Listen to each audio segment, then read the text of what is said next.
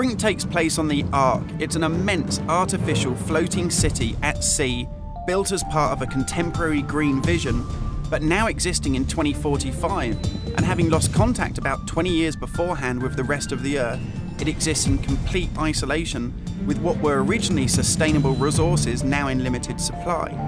The result of this is that competing social factions have been thrown into an isolated and horrific conflict. We're heading to the Ark's airport. This was the original location that celebrities flew in and out of and had their photo opportunities, but it's also, because it's been deserted and disused for 20 years, the ideal location for me to show you a couple of the game's features in the absence of any enemies.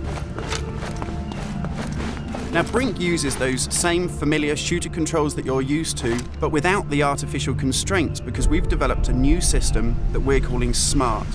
It stands for Smooth Movement Across Random Terrain.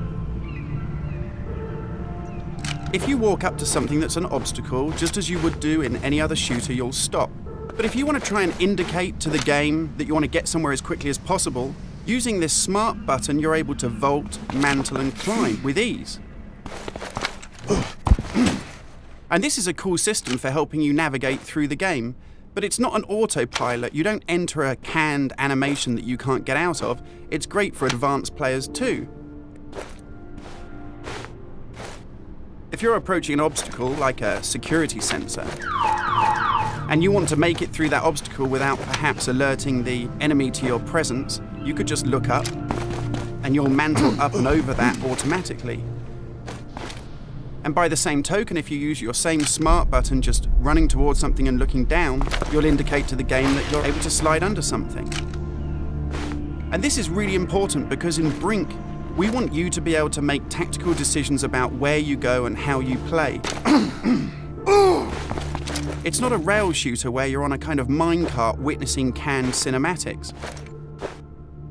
And that's important too, because in BRINK, irrespective of whether you play offline or online, you can create a cool identity for yourself that really reflects how you want to play the game. So in BRINK, you take on a combat role that suits your preferred playing style, whether you're on the front line attacking the enemy or perhaps at the rear doing support. You'll take part in military objectives as part of a coordinated squad. And when you complete these successfully, you'll earn experience points that allow you to unlock cool upgrades for your weapons, really cool abilities that suit the way that you want to play, and also cool outfits that reflect what a badass you are. And you can do this irrespective of whether you play offline in traditional single-player style mode with no internet connection, or play cooperatively with up to 7 friends, or go online and play fully where the entire game is full of strangers.